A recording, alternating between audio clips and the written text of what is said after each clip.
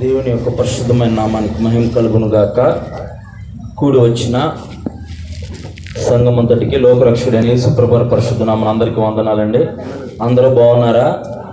దేవుని యొక్క కృపను బట్టి మరి వాతావరణం పరిస్థితులు మారుతున్నా సరే దేవుడు మనకి ఆరోగ్యాన్ని, బలాన్ని, శక్తిని అనుగ్రహించి ఆయన కృపలో మనల్ని భద్రపరిచాడు. మరి అందరూ ఓటేశారా? మంచిది మంచిది. దేవుడు మంచి నాయకుల్ని మన దేశానికి, మన రాష్ట్రానికి అనుగ్రహించును గాక. మరి పరిశుద్ధ గ్రంథమైన బైబిల్ చెబుతుంది, ఒక్కరిద్దరు ఆయన నామంలో కూడి ఉంటే వారి మధ్యన ఆయన ఉంటానంట. నేను దైవ సేవకులు డిజెస్ దినకరన్ గారి పుస్తకం చదివాను. సేవకు వచ్చిన కొత్తలో ఒక ఆత్మీయ స్నేహితుడు చెప్పాడు, నువ్వు నీ సేవకి ఇలా సమర్పించుకున్నానంటే నువ్వు దైవ సేవకులు రాసిన డిజెస్ దినకరన్ గారి ఆత్మవరాలు, పరిశుద్ధ ఆత్మవరాలు అనే పుస్తకం చదువు అని అంటే ఆ పుస్తకం చదివాను. ఆ పుస్తకంలో డిఎస్ దినకరన్ గారు ఉద్యోగం చేసుకుంటూ రాత్రికాల సమయంలో కుటుంబంతో పాటు ఆరాధన చేసుకునేవారంట. అలాంటి దైవజనుడు అనేక ప్రాంతాల్లో సంఘాలు స్థాపించడానికి దేవుడు కృప చూపించాడు. మనం ఇద్దరు ఉండొచ్చు, ముగ్గురు ఉండొచ్చు, కానీ ఇద్దరు ముగ్గురు కంటే మనం ఎక్కువ ఉన్నాం కనుక దేవుని యొక్క ప్రేమ, దేవుని యొక్క దయ, దేవుని యొక్క సంకల్పము ఆయన మన పట్ల ఎడతెగక ఉంది కనుక దేవుని ప్రేమ ఎంత గొప్పదని అంటే, ఒక మంచి స్పెషలిస్ట్ డాక్టర్ ఉన్నాడు, చాలా మంచి స్పెషలిస్టు. ప్రపంచంలో అలాంటి డాక్టర్ ఎవరో లేరు. ఆ యొక్క అనారోగ్యానికి ఆయన ఒక్కరు మాత్రమే స్పెషలిస్ట్, ఇంకెవరు స్పెషలిస్ట్ కాదు. అంత మంచి డాక్టర్ ఒక రోజున ఒక దేశం నుంచి ఒక దేశానికి ప్రయాణమై వెళ్తూ విమానం ఎక్కాడంట. జాగ్రత్తగా వినండి. విమానం ఎక్కి అతను ప్రయాణం చేస్తున్నప్పుడు అక్కడ వాతావరణ పరిస్థితులు సరిగా లేక ఆ విమానము అత్యవసరంగా ల్యాండింగ్ అయిపోయింది. ల్యాండింగ్ అయిపోయిన తర్వాత అక్కడి నుంచి ఆ డాక్టర్ గారు ఏం చేశారని అంటే, అక్కడి నుంచి ఒక కారు మాట్లాడుకొని ఆ ప్రాంతానికి వెళ్ళటానికి ఆ కారులో ప్రయాణం చేస్తూ వెళ్తున్నాడు. ప్రయాణం చేస్తూ వెళ్తుండగా ఇంకా వాతావరణ పరిస్థితులు మారిపోయి భయంకరమైన వర్షము, భయంకరమైన ఉరుములు, మెరుపులు, వెళ్ళటానికి పరిస్థితులు అనుకూలించకపోయినప్పుడు తను వెళ్తున్న ప్రాంతంలో ఒక గృహం కనపడితే ఇక్కడ ఆగి ఇది పరిస్థితులన్నీ చక్కబడిపోయిన తర్వాత, ఈ వర్షం తగ్గిన తర్వాత వెళ్దామని అనుకొని ఆ ప్రాంతంలో ఆగిపోయి ఆ గృహం దగ్గరికి వెళ్ళి ఆ గృహం తలుపు తట్టాడంట. ఆ గృహం తలుపు తట్టినప్పుడు ఆ గృహంలో ఒక విధవరాలు, ఒక కుమారుడు ఉన్నారు. అయితే ఇతనెవరో, ఈ డాక్టర్ ఎవరో తనకు తెలుసు, కానీ ఆమె ఎవరో మాత్రం ఆ డాక్టర్ గారికి తెలియదు. ఆ డాక్టర్ గారిని లోపలికి ఆహ్వానించింది, పరిచర్య చేస్తూ ఉంది. ఈ పరిచర్య చేస్తున్న సమయంలో కొంచెం ఖాళీ సమయంలో గ్యాప్ దొరికినప్పుడల్లా తన రూమ్లోకి వెళ్ళి తను ప్రార్థన చేసుకుంటూ ఉంటుంది. ఏం చేస్తుంది? ప్రార్థన చేసుకుంటూ ఉంటుంది. ఈ యొక్క డాక్టర్ గారు గమనించారు, ఏంటమ్మా నువ్వు సమయం దొరికినల్లా గదిలోకి వెళ్తున్నావు, బయటకు వస్తున్నావు, ఎందుకని అంటే, నేను లోకరక్షణ యేసు ప్రభువారి యందు విశ్వాసం ఉంచాను, ఆయనకి ప్రార్థన చేసుకుంటున్నాను అని అంటే, నిజంగా నువ్వు లోకరక్షకుడైన యేసు ప్రభువారు నిజమైన దేవుడా, ఆయన నిజంగా కార్యాలు చేసే దేవుడా, ఆయన యందు నువ్వు భయభక్తులు నిలిపావు, నీ జీవితంలో ఎటువంటి కార్యం చేశాడు ఆయన అని అడిగినప్పుడు ఆ యొక్క విధవరాలు చెబుతుంది, నా కుమారుడికి భయంకరమైన రోగం వచ్చింది. ఆ రోగానికి ఈ యొక్క డాక్టర్ గారే ఆ స్పెషలిస్ట్, ఆయన చూస్తేనే నా కుమారుడు బాగుపడతారని చెప్పేసి వైద్యులు చెప్పారు. మరి ఆ డాక్టర్ గారు మీరే కదా, మిమ్మల్ని నా యొద్దకు దేవుడు నడిపించాడు కదా అని చెప్పింది. దేవుని నామానికి మహిమ కలుగును గాక. దేవుని ప్రేమ ఎంత గొప్పదని అంటే, మనం ఎటువంటి నిస్సహాయ స్థితిలో ఉన్నా, ఎటువంటి ఇబ్బందికరమైన పరిస్థితుల్లో ఉన్నా, ఎటువంటి అలజడితో, ఎటువంటి వేదనతో ఉన్నా సరే దేవుడు మన యొద్దకు వచ్చి మన జీవితాలలో కార్యాలు చేసే దేవుడు. దేవుని నామానికి మహిమ కలుగును గాక. పరిశుద్ధ గ్రంథమైన బైబిల్లో నుంచి సామెతల గ్రంథము 14వ అధ్యాయము 26-27 వచనాలు. యెహోవా యందు భయభక్తులు కలిగి ఉండుట బహుధైర్యము పుట్టించును. అట్టి వారి పిల్లలకు ఆశ్రయస్థానము కలదు. యెహోవా యందు భయభక్తులు కలిగి ఉండుట యెహోవా యందు భయభక్తులు కలిగి ఉండుట జీవపు ఊట. జీవపు ఓట. పరిశుద్ధ గ్రంథమే చాలమ్మా. ఈ 2 వచ్చిన 26, 27 వచనాలు. సామెతల గ్రంథము 14వ అధ్యాయము 26, 27 వచనాలు. ఈ వచనం నుంచి మనం ఈ రాత్రికాల సమయంలో దేవుడు మనతో ఏమై మాట్లాడున్నాడో మనం ధ్యానం చేసుకుందాం. దేవుని యొక్క సహాయం కొరకు ప్రార్థన. పరిశుద్ధుడైన తండ్రి, కనికరి పూర్ణుడా, కృపగల దేవా, నీ పరిశుద్ధమైన అత్యున్నతమైన ఘనమైన నామాన్ని బట్టి నీకు వందనాలు, కృతజ్ఞత, స్తుతులు, స్తోత్రాలు తండ్రి. మీరు లోకాన్ని ప్రేమించిన దేవుడు, లోకంలో ఉన్న మానవాళి కొరకు నీ పరిశుద్ధమైన రక్తాన్ని చిందించి నీ రక్తం ద్వారా విడుదల, విమోచన కలగజేసి నిత్య జీవం అనే మార్గాన్ని ఏర్పరిచిన దేవుడు నాయన. నీ యందు విశ్వాసం ఇచ్చిన ప్రతి ఒక్కరిని ప్రభా అయా మీరు రక్షించి కాపాడి దీవించి ప్రభా అయా వారికి పరలోక రాజ్యం అనుగ్రహించిన దేవుడు నాయన. ఈ రాత్రికాల సమయంలో తండ్రి ప్రభా అయా పలకబడిన ఈ వాక్కు ద్వారా తండ్రి ప్రభా, మేము చదవబడిన ఈ వాక్కు ద్వారా తండ్రి ప్రభా నాతో మా అందరితో మీరు మాట్లాడండి నాయన. పరిశుద్ధాత్ముడా, పావనమూర్తి, సహాయకుడా, నీవే మాతో ఉండి ప్రభా ఈ వాక్కు ద్వారా మా అందరితో తండ్రి ప్రభా మీరు మాట్లాడి నీ వాక్కుతో మమ్మల్ని తృప్తిపరిచి ఆస్వాదించమని లోకరక్షకుడైన యేసు ప్రభు పరిశుద్ధ నామమున ప్రార్థిస్తున్నాం తండ్రి, ఆమేన్. సామెతల గ్రంథము 14వ అధ్యాయము 26, 27 వచనాలు. యెహోవా యందు భయభక్తులు కలిగి ఉండుట బహుధైర్యము పుట్టించును, అట్టి వారి పిల్లలకు ఆశ్రయ స్థానం కలదు. యెహోవా యందు భయభక్తులు కలిగి ఉండుట జీవపు ఓట. యోబు గ్రంథము 4వ అధ్యాయము 6వ వచనంలో యోబు భక్తుడు అంటున్నాడు, నీ భక్తి నీకు ధైర్యము పుట్టింపదా? నీ యథార్థమైన ప్రవర్తన నీ నిరీక్షణకు ఆధారం కాదా? నిజమైన భక్తికి తగ్గ ప్రవర్తన మనం కలుగుంటే మనకు ధైర్యం కలుగుతుందంట. దేవుని నామానికి మహిమ కలుగును గాక. యోబు భక్తులు కూడా యథార్థమైన భక్తి కలిగి యథార్థమైన ప్రవర్తన కలిగి ఆ యొక్క తూర్పు ప్రాంతంలో ఆ దేశంలో అతను యథార్థవంతుడని ఎవరు సాక్ష్యం ఇచ్చాడంటే సాక్షాత్తు దేవాతి దేవుడే అపవాది ఎదుట సాక్ష్యం పలుకుతున్నాడు. ఆయన అంటున్నాడు, నీ భక్తి నీకు ధైర్యము పుట్టించదా? మన యథార్థమైన భక్తి మనకు ధైర్యాన్ని కలగజేస్తుంది. మన యథార్థమైన భక్తి మనకు ఒక నిరీక్షణ కలగజేస్తుంది. అందుకే మొదటగా చిన్న ఉపోద్ఘాతం చెప్పాను. నిజంగా విధవరాలు యథార్థమైన భక్తి చేస్తుంది కనుక ఆమెకు ఒక నిరీక్షణ ఉంది, దేవుడు నా జీవితంలో కార్యం చేస్తాడని, దేవుడు తప్పకుండా నా కుమారుని బాగు చేస్తాడని, దేవుడు తప్పకుండా నా పరిస్థితిని మారుస్తాడని. నిజమైన యథార్థమైన భక్తి మనకు ధైర్యాన్ని పుట్టిస్తుంది, మనకు నిరీక్షణ పుట్టిస్తుంది. ఇంకా ఏం కలగజేస్తుందో చూద్దాం ఒకసారి. కీర్తన 34వ కీర్తన 7వ వచనము. దేవుని యందు భయభక్తులు గలవారి చుట్టూ ఆయన దూత కావలిగా ఉండి రక్షించును. మనం దేవుని యందు భయభక్తులు కలిగి ఉండి యెహోవా యందు భయభక్తులు కలిగి ఉంటే, యెహోవా అంటే ఎల్లప్పుడూ ఉండేవాడని అర్థం. ఆయన అల్ఫా ఒమేగా, ఆది అంతమైన దేవుడు. ఆయన ముందుగా ఉన్నాడు, ఆయన తర్వాత ఎవరూ లేరు, ఆయన ముందు కూడా ఎవరూ లేడు. ఆయన ఎల్లప్పుడూ జీవించేవాడైన దేవుడు. ఆయనే భూమి ఆకాశాన్ని సృష్టించిన సృష్టికర్త అయిన యెహోవా. ఆయన యందు మనం భయభక్తులు నిలిపి ఆయన యందు మనం భయభక్తులు కలిగి ఉంటే ఆయన యొక్క దూతలు మనకి కాపుదలగా ఉంటాయంట. దేవుని నామానికి మహిమ కలుగును గాక. ఆయన్ని స్తుతించే దూతలు, ఆయన ఆరాధించే దూతలు, ఆయన్ని కొనియాడే దూతలు ఎవరికి కాపుదలగా ఉంటాయి, ఎవరికి రక్షణగా ఉంటాయి, ఎవరిని ఆపదలో కాపాడుతాయని అంటే యెహోవా యందు భయభక్తులు గలవారి చుట్టూ ఆయన దూతలు కాపుదలు ఉంటాయంట. దేవుని నామానికి మహిమ కలుగును గాక.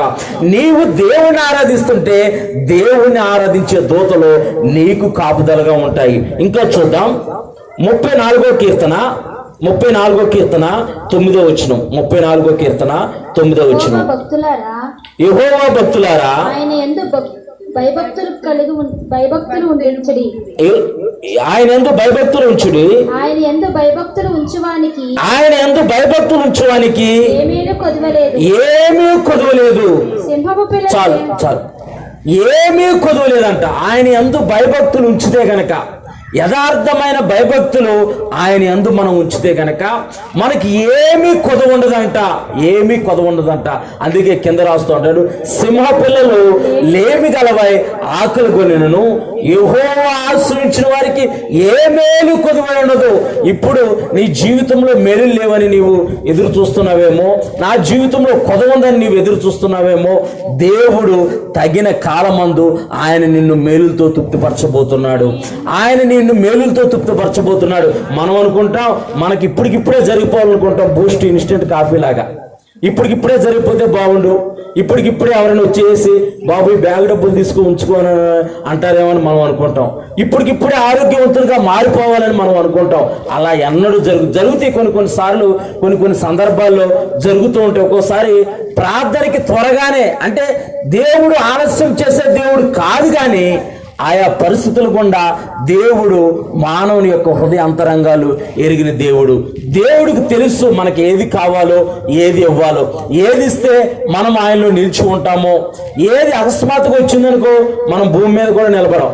అకస్మాత్తుగా వస్తే మనం భూమి మీద కూడా నిలబడం. అందుకే దేవుని యొక్క వాక్యం చెబుతుంది 34వ కీర్తన 9వ వచనంలో, ఆయన యందు భయభక్తులు ఉంచుడి, ఆయన యందు భయభక్తులు ఉంచువానికి ఏమీ కొదవలేదు. ఇంకా చూద్దాం. సామెతల గ్రంథం 10వ అధ్యాయము 27వ వచనం. సామెతల గ్రంథం 10వ అధ్యాయం 27వ వచనం. యెహోవా యందు భయభక్తులు కలిగి ఉండుట దీర్ఘాయువునకు కారణము. యెహోవా యందు భయభక్తులు కలిగి ఉంటే దీర్ఘాయువు దయచేసే దేవుడు, నిన్ను ఆరోగ్యవంతుడిగా మార్చే దేవుడు, నిన్ను ఐశ్వర్యవంతుడిగా మార్చే దేవుడు. నీవు ఎటువంటి అనారోగ్య పరిస్థితుల్లో ఉన్నా సరే ఆయన పొందిన దెబ్బల చేత నీకు నిశ్చయంగా స్వస్థత కలుగుతుంది. ఆయన గాయపడిన హస్తంతో నీవు ఆయన యందు భయభక్తులు ఉంచావు గనక, ఆయన యందు నమ్మకం ఉంచావు గనక ఆయన నిన్ను ముట్టి స్వస్థపరిచి నిన్ను ఆరోగ్యవంతురాలుగా మార్చే దేవుడు. సామెతల గ్రంథం 15వ అధ్యాయం 33వ వచనం. సామెతల గ్రంథము 17వ అధ్యాయం 33వ వచనము. యెహోవా యందు భయభక్తులు కలిగి ఉండుట జ్ఞానాభ్యాసనముకు సాధనము, ఘనతలకు ముందు వినయముండును. దేవుని యందు భయభక్తులు కలిగి ఉంటే మనకు వినయం ఉంటుంది, తగ్గింపు ఉంటుంది. ఎప్పుడైతే నీవు తగ్గించుకుంటావో, ఎప్పుడైతే వినయం కలిగి ఉంటావో, ఎప్పుడైతే నీవు దేవుని యందు భయభక్తులు కలిగి వినయం కలిగి ఉంటావో, దేవుడు నీకు జ్ఞానాన్ని అనుగ్రహిస్తాడు, అలాగే దేవుడు ఘనతను అనుగ్రహిస్తాడు. సొలొమోనుకి అంత జ్ఞానం ఎలా వచ్చిందని అంటే దేవుని యందు తగ్గించుకున్నాడు. దేవుడు అడిగాడు, నీకు ఏం కావాలి సొలొమోను అని అంటే, నాకు ఈ ప్రజలకు న్యాయం తీర్చడానికి జ్ఞానం కావాలయ్యా అని అడిగితే దేవుడు జ్ఞానముతో పాటు ఆ తగ్గింపును చూసి ఐశ్వర్యాన్ని కూడా దయచేసిన దేవుడు. ఎప్పుడైతే మనం వినయం కలిగి మనం తగ్గించుకొని ప్రతి విషయంలో దేవుని ముందు పెడతామో ఆటోమేటిక్గా మనకి దేవుడు ఘనతను దయచేసే దేవుడు, దీర్ఘాయువు దయచేసే దేవుడు, మన రాకపోకలేందు తోడుగా ఉండే దేవుడు. ఇంకా చూద్దాం. సామెతల గ్రంథము 19వ అధ్యాయము 23వ వచనం. సామెతల గ్రంథము 19వ అధ్యాయము. యెహోవా యందు భయభక్తులు కలిగి ఉండుట జీవ సాధనము, అది కలిగిన వాడు తృప్తుడై అపాయము లేకుండా బ్రతుకును. ఎటువంటి అపాయము గుండా మనం వెళ్తున్నా సరే దేవుని యందు భయభక్తులు కలిగి ఉంటే మనకు కలిగి ఉన్న దాంట్లోనే మనం తృప్తి కలిగి ఎప్పుడైతే జీవిస్తామో, ఎప్పుడైతే మనకు కలిగి ఉన్న దాంట్లోనే మనం దేవుని యందు భయభక్తులు ఉంచి దేవుణ్ణి స్తుతిస్తూ ఉంటామో, దేవుడు మనకి ఏమీ కొదవలేకుండా చేస్తూ మనం వాటిలో తృప్తిపడి ఆనందించే విధంగా దేవుడు మన జీవితాలను ఆస్వాదించి ఏ అపాయము లేకుండా మనల్ని జీవింపజేస్తారంట. గడిచిన దినాల్లో చూసుకుంటే కనుక భయంకరమైన కరోనా టైంలో కూడా దేవుడు మనల్ని పోషించాడు.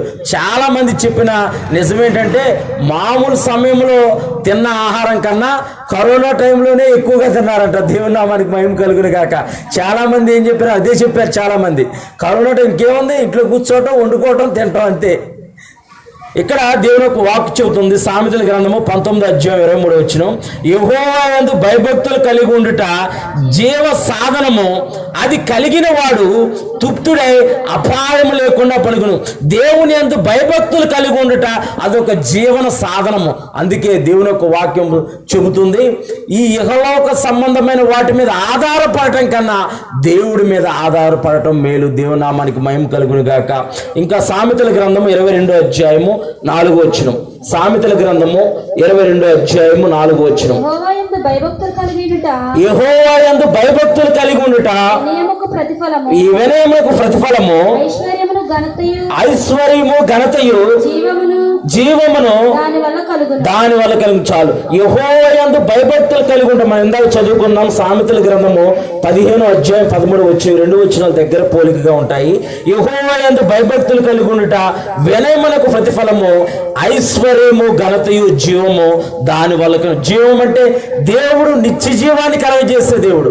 ఆయన యందు భయభక్తులు కలిగి ఉంటే ఆయన ఈ భూలోక సంబంధమైన ఆశీర్వాదాలతో పాటు పరలోక సంబంధమైన ఆశీర్వాదం నిత్య జీవాన్ని అనుగ్రహించే దేవుడు. అయితే మనం ఈ యొక్క పాత నిబంధన గ్రంథంలో దేవుని యందు భయభక్తులు కలిగి ఉండితే ఎన్ని లాభాలు ఉంటాయో మనం చదువుకున్నాం. అలాగే కొత్త నిబంధన గ్రంథంలో యాకోబు భక్తుడు ఇంకా లోతుగా రాస్తూ ఇంకా వివరంగా రాస్తూ అసలు దేవుని యందు భయభక్తులు నిలపడం అంటే ఏంటో చెబుతున్నాడు. యాకోబు రాసిన పత్రిక 1వ అధ్యాయము 27వ వచనం. యాకోబు రాసిన పత్రిక 1వ అధ్యాయము 27వ వచనం. తండ్రి అయిన దేవుని ఎదుట పవిత్రమును నిష్కళంకమైన భక్తి ఏదనగా దిక్కులేని పిల్లలను విధవరాలను వారి ఇబ్బందుల్లో పరామర్శించుటయు ఇహలోక మాలిన్యము కంటకుండా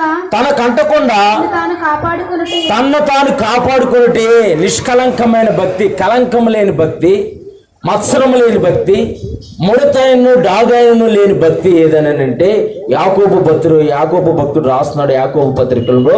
తండ్రి అయిన దేవుని ఎదుట పవిత్రమును నిష్కలంకమైన భక్తి ఏదనగా దిక్కులేని పిల్లలను విధవరాలను వారి ఇబ్బందుల్లో పరామర్శించుటయు ఇహలోక మాలిన్యము తనకంటకుండా తన్ను తాను కాపాడుకోవటమే.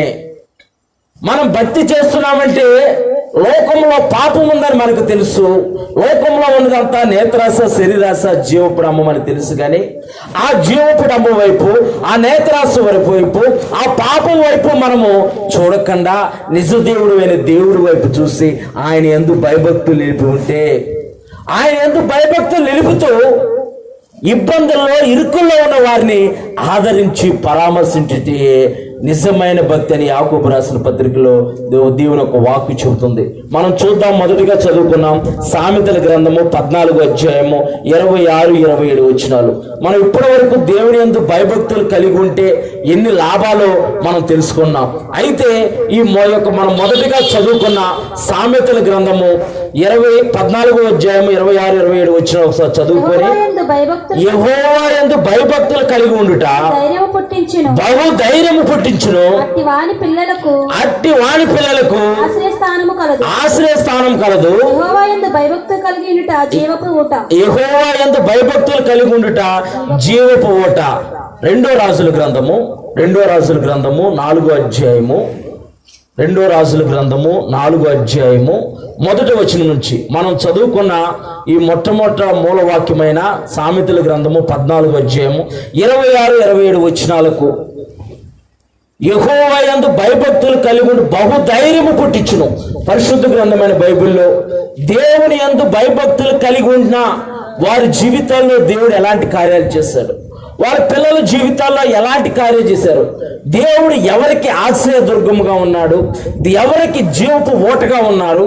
ఇక్కడ యాకోబు రాసినట్టుగా విధవరాలను, ఇబ్బందుల్లో ఉన్న పిల్లలను, దిక్కులేని పిల్లలను పరామర్శించుటయే నిజమైన భక్తి అని దేవుని యొక్క వాక్కు కూడా యాకోబు రాసిన పత్రికలో చెబుతుంది.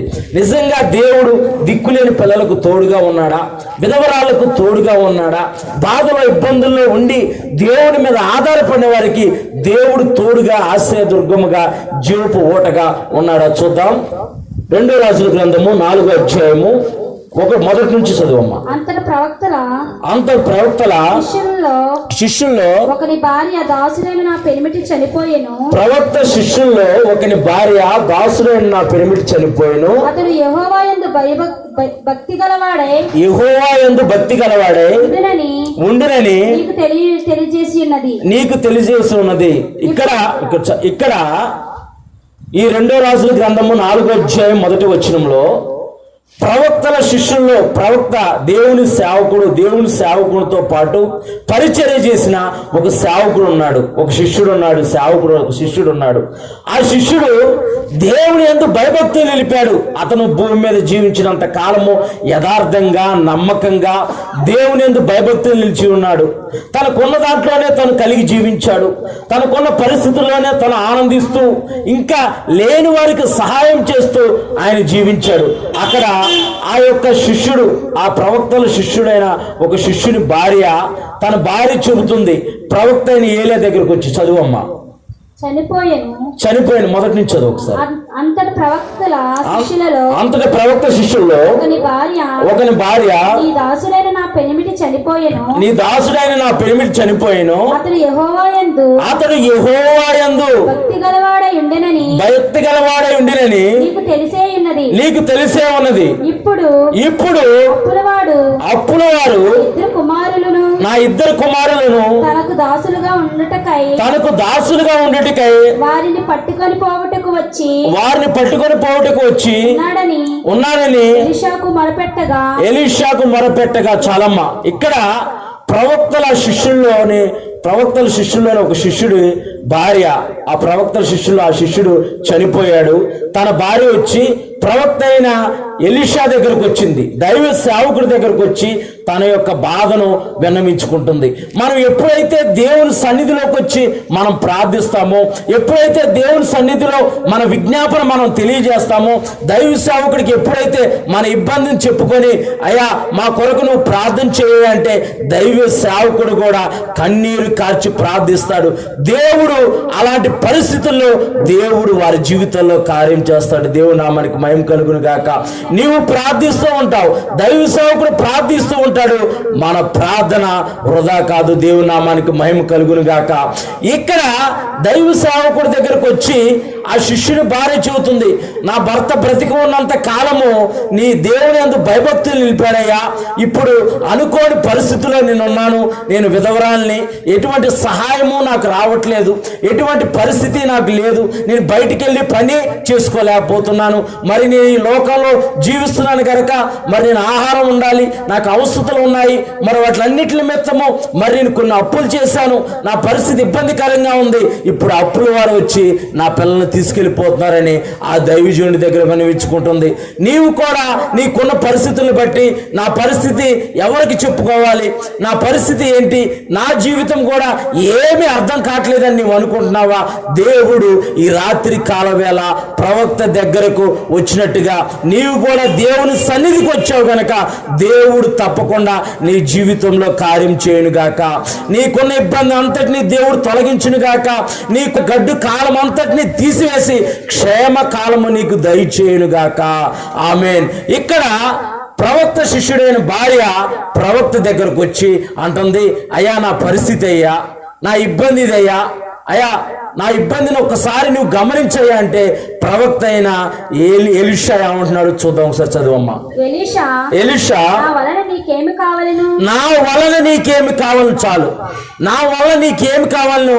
దేవుడి రాత్రికాల సమయంలో మనల్ని అడుగుతున్నాడు, నా వల్ల మీకేం కావాలి, నా వల్ల మీకేం కావాలి దేవుడు అడుగుతున్నాడు.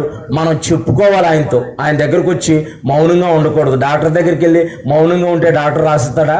ఖాళీ చీటీ ఇస్తాడు డాక్టరు, ఖాళీ చీటీ ఇస్తాడు. కనీసం అప్పుడు దగ్గరికి వెళ్ళినప్పుడు కూడా అయినా అప్పుడు దగ్గర మౌనంగా ఉంటే వాడు డబ్బులు ఇస్తాడా? ఎందుకు వచ్చావు వాడు గమనిస్తాడా? తెలియదు. మనం మాట్లాడాలి. దేవుని సన్నిధిలోకి మనం వచ్చామంటే దేవుని సన్నిధిలో మనం ప్రార్థన చేయాలి. నువ్వు ఇక్కడ దేవుని సన్నిధిలో ప్రార్థన చేసుకోవాలి, ఇంటి దగ్గరికి వెళ్ళినప్పుడు కూడా ప్రార్థన చేసుకోవాలి. ఇక్కడ ప్రార్థన చేసుకున్నాను అయిపోయింది కదా అని మర్చిపోకూడదు. మళ్ళీ సోమవారం వస్తే కానీ ప్రార్థన అన్నట్టు గుర్తు రాకూడదు. మిగతా రోజుల్లో కూడా నువ్వు ప్రార్థన చేసుకుంటా ఉంటే నీ యథార్థమైన భక్తిని దేవుడు చూసి తప్పకుండా నీ జీవితంలో కార్యం చేస్తాడు. చదువమ్మా, తర్వాత వచ్చిన నీ ఇంటిలో ఏమి ఉన్నదో ముందు నుంచి చదువు. నీకేమి కావాలను? ఎలీషా నా వల్ల నీకేమి కావాలను? నీ ఇంటిలో ఏమున్నదో చాలా.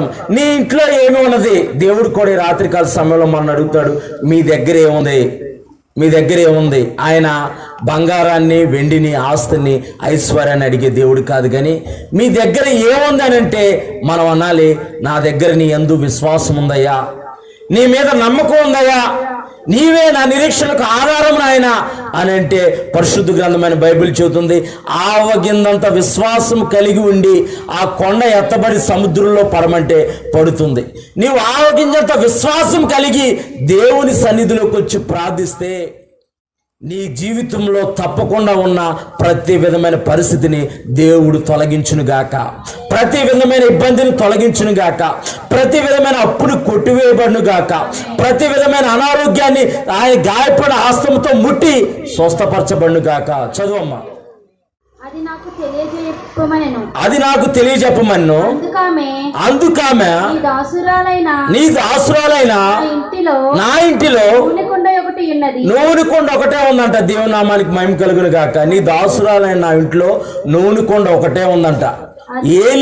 ఏలియా ఆ యొక్క సారేపతి విధవరాలు ఇంటికి వెళ్ళినప్పుడు, సారేపతి విధవరాలు ఇంటికి వెళ్తున్నప్పుడు దేవుడు వెళ్ళమన్నప్పుడు ఆ మార్గంలో సారేపతి విధవరాలు కట్లేరుకుంటుంది. చిన్న కుమారుడు ఉన్నాడు, కట్లేరుకుంటుంటే ఆ దేవుడు ఆ యొక్క దైవజనుడితో ఏలియాతో చెప్పాడు, ముందు మొదటగా అప్పం నాకు చేసమ్మని చెప్పి విధవరాలను అడుగానంటే ఆ విధవరాలు అంది, అయ్యా నేను నా కుమారుడు వేసుకొని తినటానికి ఒకే ఒక అప్పానికి కొంచెము బుడ్డు నూనెయు పిడికిరి పిండి ఉందయ్యా అని అంటే, మొదటి అప్పము నాకు తెలియదమ్మా అదంతా, మొదటి అప్పము దేవునికి ఇవ్వు అని దేవుని యొక్క దైవ సేవకుడు అని అంటే ఆమె కట్లేరుకొని వెళ్ళి మొదటి అవిశ్వాసంతోనే ఆ యొక్క పరిస్థితుల్లో, ఎలాంటి పరిస్థితులు అవిశ్వాసంతో ఉందా విశ్వాసంతో ఉందా మనం ఎలా ఆలోచించుకోవాలన్నా సరే మరి దైవజనుడు ఇమ్మన్నాడు, దేవుడు ఏం చేస్తాడో ఆమెకు తెలియదు.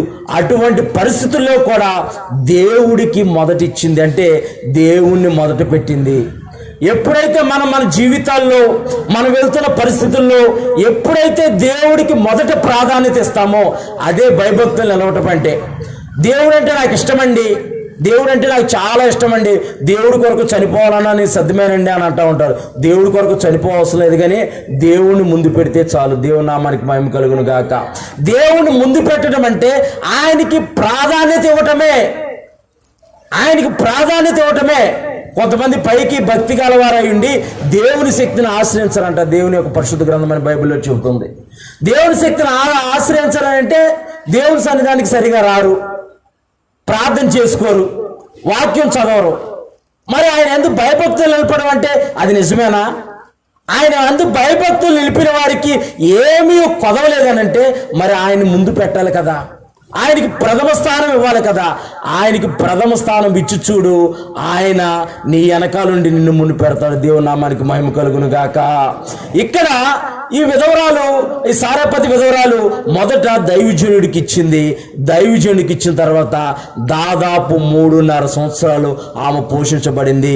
అలాగే ఇక్కడ ఎలీషా అడుగుతున్నాడు ఆ విధవరాల్ని, అమ్మా నీ ఇంట్లో ఏముందమ్మా అంటే, నా ఇంట్లో నూనె కుండ ఒకటే ఉందయ్యా, దాంట్లో కొంచెమే నూనె ఉంది, నూనె కుండ ఒకటే ఉందయ్యా అని అంటే దైవజనుడు ఏం చెబుతున్నాడు చూద్దాం ఒకసారి. చదువమ్మా.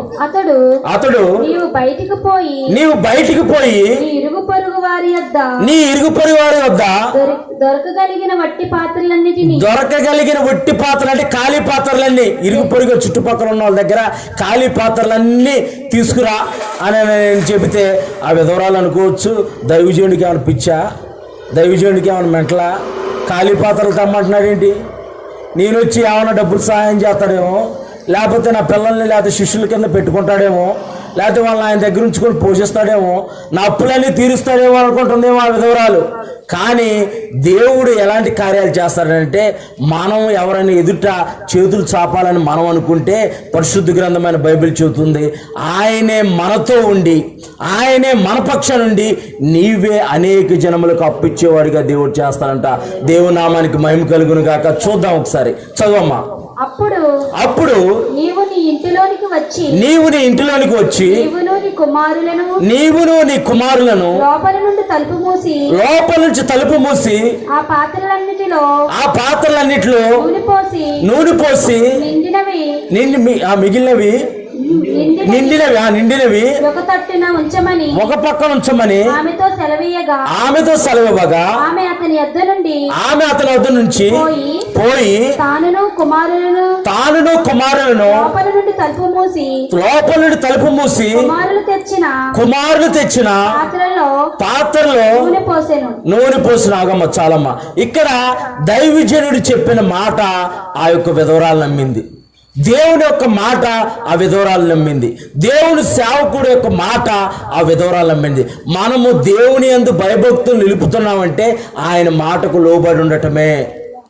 ఆయన మాటకి ఎప్పుడైతే మనం లోబడతామో దైవజనుడు చెబుతాడు, అమ్మా నీ పరిస్థితి ఇదమ్మా, ఇలా ఉండటం మంచిది కాదు, నీవు ఈ పరిస్థితి నుంచి బయటికి రావాలంటే ఇలా చెయ్యి, దేవుడు తప్పకుండా నిన్ను బయటికి తీసుకొస్తాడంటే చెప్పొచ్చానండి ఎలాంటి ఎన్ని చూడలేదు అంటారు చాలామంది. మాకేమైనా ఉత్తిగా ఖాళీగా పని లేక చెబుతామా? ఇబ్బందుల్లో ఉంటున్నారు, ఇరుకుల్లో ఉంటున్నారని వారి గురించి ప్రార్థన చేసి వారి గురించి కనిపెట్టి ప్రభా ఏంటి ప్రభా అలా వారి పరిస్థితి అని దేవుడి దగ్గర మొరపెడితే దేవుడు ఒక మాట ఇస్తే ఆ మాటను తీసుకొచ్చి మీరు చెబితే చెప్పొచ్చాలండి ముందేమో అలాగే అయ్యారు అని అంటారు, తర్వాత యథాస్థితి కథ మామూలే.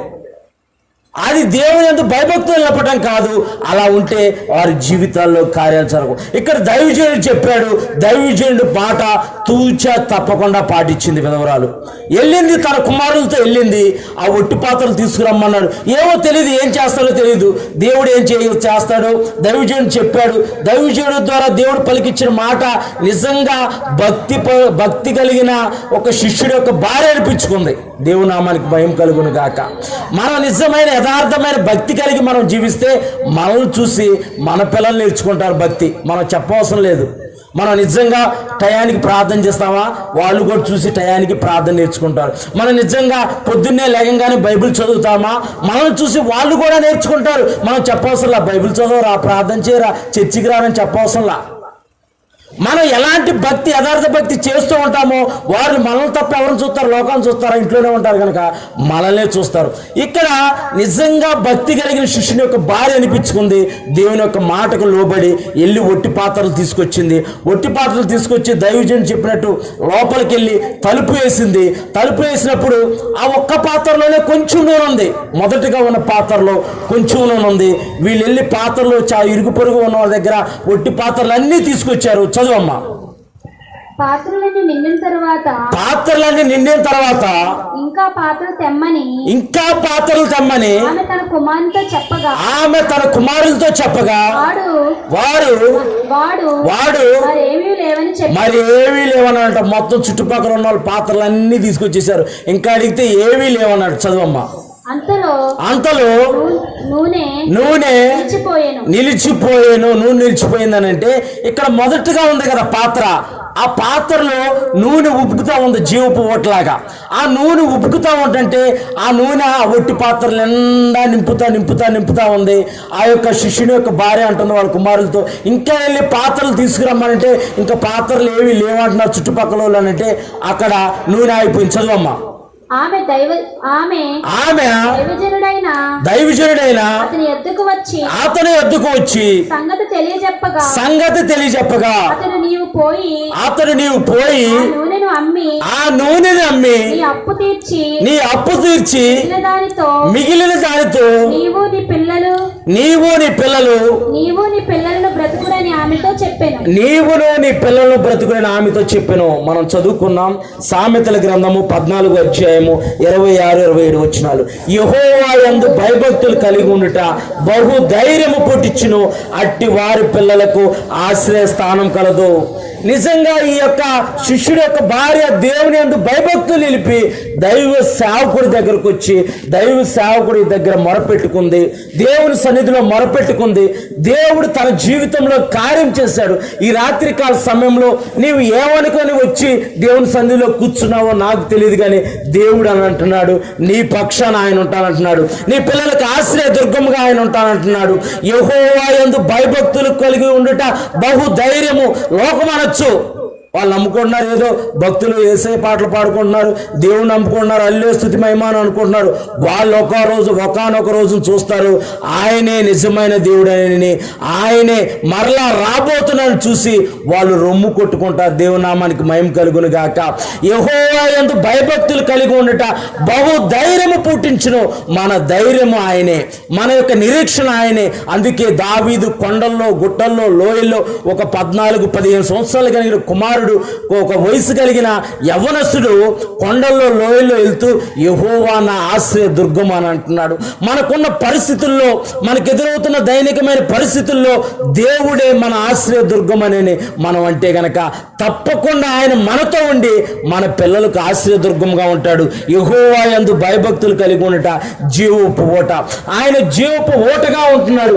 ఆ యొక్క ఒక్క పాత్రలో ఉన్న నూనె ఉంది, వెళ్ళి పాత్రలు తీసుకురమ్మన్నాడు.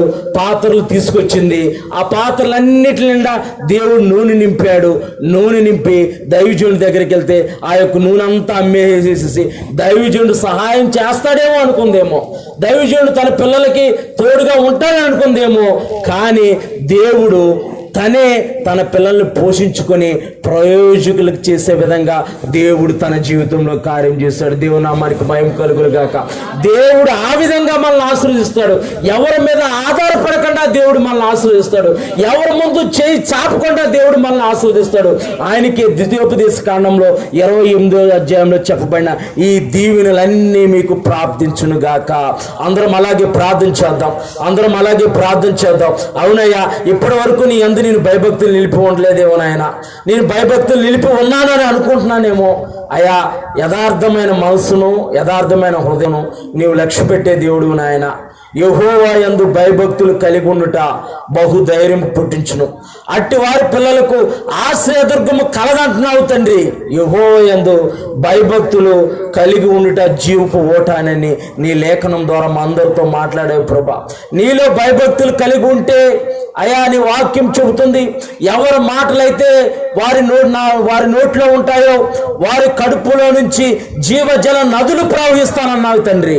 అయా, మాలో నుంచి జీవజల నదులు ప్రవహించాలని ఆయన, మేము అనేకులకు ఆశ్రయంగా ఉండాలని ఆయన. అయా, మా జీవితాన్ని మీరు మార్చండి ప్రభా. ఇది మొదలుకొని నీ యందు యథార్థంగా భయభక్తులు నిలుపుతావు నాయన. యథార్థమైన భక్తి కలిగి మేము జీవిస్తామని చెప్పేసి అందరూ ప్రార్థన చేయండి. మీ అవసరతలు దేవునితో చెప్పండి. దేవుడు మన మధ్యన ఆశ్రయ ఉన్నాడు. ఆయన కృపా సింహాసనంతో మన మధ్యన ఆశ్రయ ఉన్నాడు. మీ పరిస్థితులు ఏవై ఉన్నాయో అవి దేవుని ఎదుట మీరు విన్నవించండి. దేవుడు తప్పకుండా మీ జీవితాల్లో కార్యం చేయండి. అలాగే ఉండి మీరు ప్రార్థన చేసి